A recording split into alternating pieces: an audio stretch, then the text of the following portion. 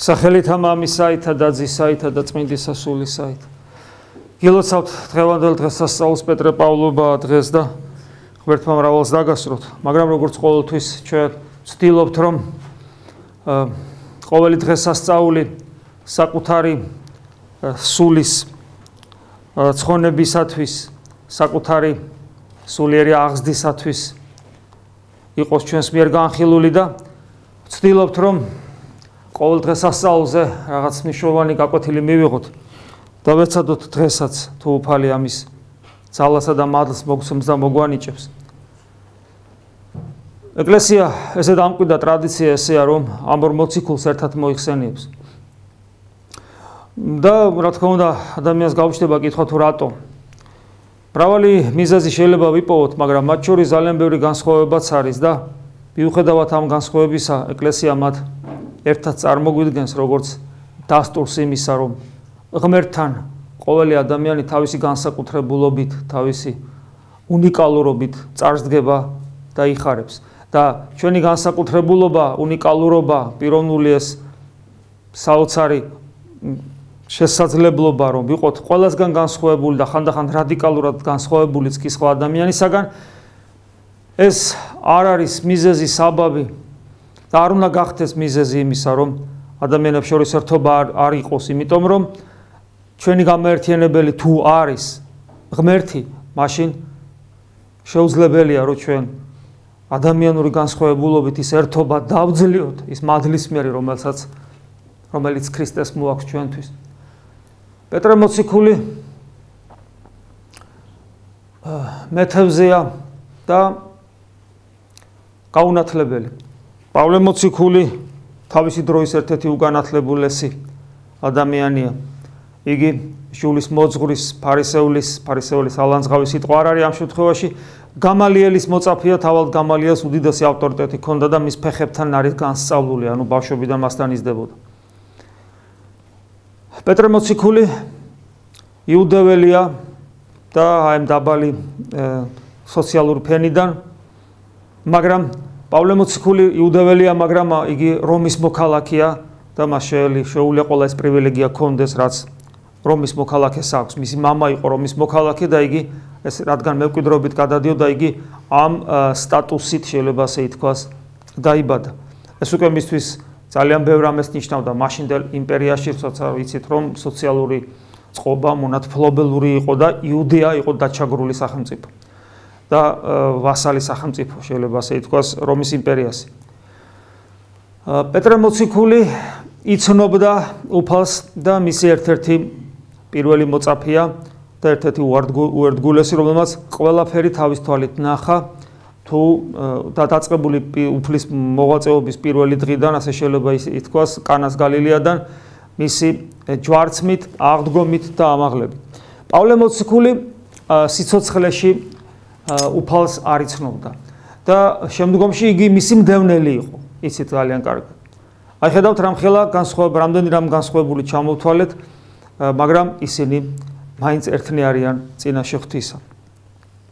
პეტრეს პეტრე არ ერქვა, პეტრეს სვიმონი ერქვა და მას პეტრეს უფალი არქმევს და ამით მიანიშნებს მის შინაგან მდგომარეობაზე, შინაგან წყობაზე და პეტრე ნიშნავს კლდეს, რომელ კლდეზეც უნდა აღშენდეს სარწმუნოება. ანუ ეს არის ის კლდე სარწმუნოებრივი სიმტკიცისა, რომელზეც ჩვენი ქრისტიანული სარწმუნოება, ჩვენი რელიგიურობა აღმოცენდება. პავლესაც არ ერქვა, პავლეს საულე ერქვა და შემდეგ როცა იგი წარმართებთან იწყებს მოღვაწეობას, იგი უკვე პავლეთ მოიხსენიება პაულუს ლათინურად და პავლე ნიშნავს მცირეს, პატარას. აქ ერთგვარი თავდაბლობაც არის და ერთგვარი კი არა, ესე არის, კაცმა რო თქვას, იმიტომ რომ სპეციალურად დაერქვა სახელი, თქვენ იცით პავლე მოციქული მრავალგზის კნინობითაც საუბრობს საკუთარ თავზე, იმის გამო და არასდროს არ პატიებს იგი საკუთარ თავს და ბოლომდე ყოველთვის ახსოვს რომ იგი იყო მდევნელი ქრისტესი და ქრისტეს მოწაფეების და ეკლესიისა და მტერი ეკლესიის.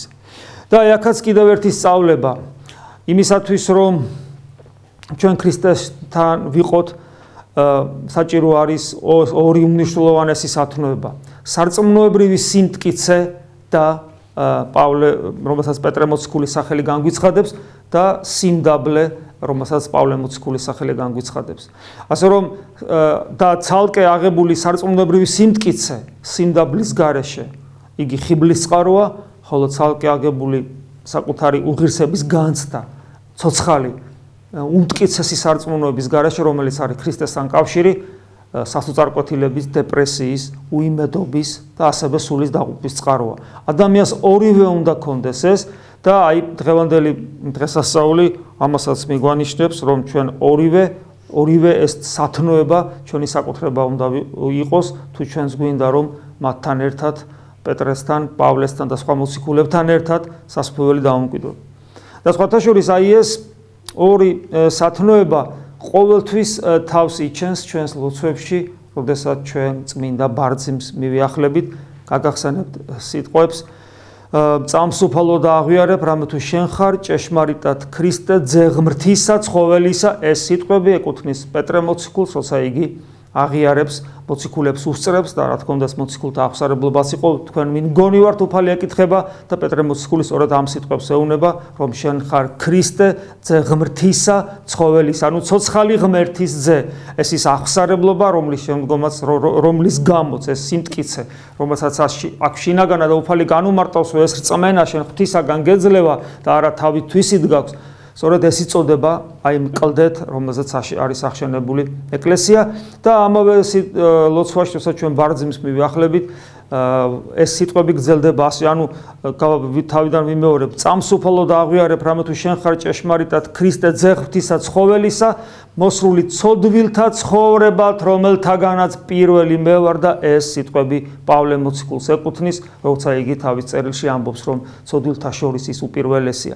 აი ხედავთ, როგორ განცხადდა ჩვენს პირად, ჩვენ ლიტურგიკულ მსახურებაში და ჩვენს პირად სულიერ ცხოვრებაში, ჩვენს უფალთან მიმართვაში ყველაზე განსაკუთრებულ ჟამს, როცა ჩვენ წმინდა ბარძიმის წინ დგავარ და ვეზიარებით, ანუ მთელი ჩვენი არსება, როცა არის მობილიზებული ღმერთთან შესახვედრად, აი ჩვენს ლოცვებში, უფალთან მიმართვაში, როგორ განცხადდა ამ ორი მოციქულის აღსარებლობა, სიმდაბლე, ანუ უფლისადმი ერთგულება აი ამგვარად და რომელიც უკვე ჩვენი საკუთრება ხდება. ანუ ჩვენს ლიტურგიკულ მსახურებაში და კერძოდ როცა ბარძიმს მივიახლებით, პეტრე მოციქულის და პავლე მოციქულის აი ამგვარი გამოუხატულება სარწმუნოებრივი ჩვენი საკუთრება ხდება.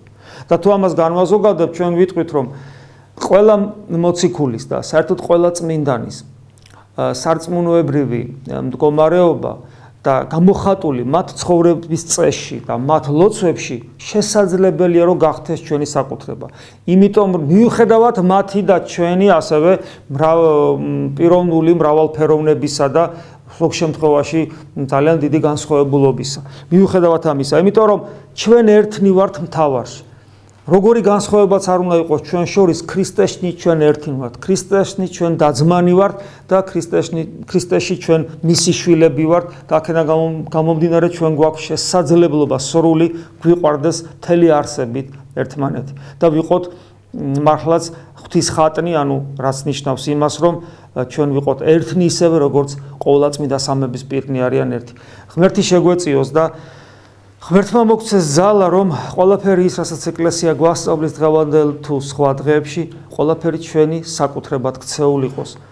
ღვთის სადიდებლად, ერთმანეთისადმი სიყვარულისა და ჩვენი სულის სხონებისათვის. ამინ. მადლი უფლისა ჩვენისა იესო ქრისტესი და სიყვარული ღმრთისა და მამისა და ზიარება სულისა წმინდისა იყოს თქვენ ყოველთა თანა. ამინ.